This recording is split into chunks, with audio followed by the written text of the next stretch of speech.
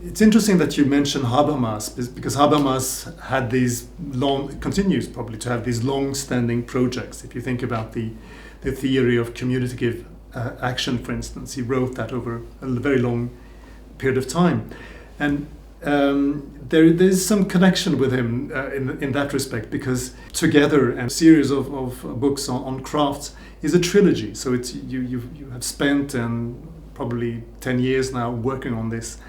I was wondering how you planned this, and to what extent this was a plan, or if these books more grew organically from one to the other. I have an intuition that, say, with this project I'm involved in now, that making things, in the act of making, can have these three aspects: making physical things, making certain kinds of social relationships like cooperation, and making a city have something in common. But I don't know that before I begin. I'm in fact very stupid about seeing forward to things, and what's always in the back of my mind is it didn't work. They don't hang together, because you don't know until you make it whether it happens. So I knew this was a trilogy, what I'm doing, this Homo Faber trilogy. Okay, it was planned like that. It was planned as a trilogy, but what was in that trilogy, I had absolutely no idea. So there are people who can do that. I would say for Jürgen, it's a little more prospective.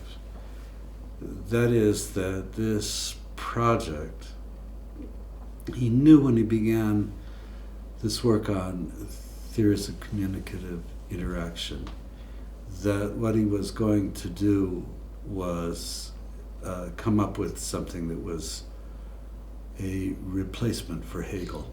He knew that from the very beginning, that something other than the dialectic.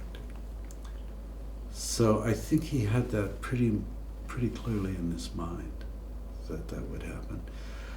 The better analogy for me is what happens for most writers when they start a huge book. They don't know how it'll turn out. Tolstoy was amazed that Anna Karenina actually committed suicide. She was meant to do something else, when he started. But then, she took him in a different direction. And I think that's again what writing does. It's an unfolding process.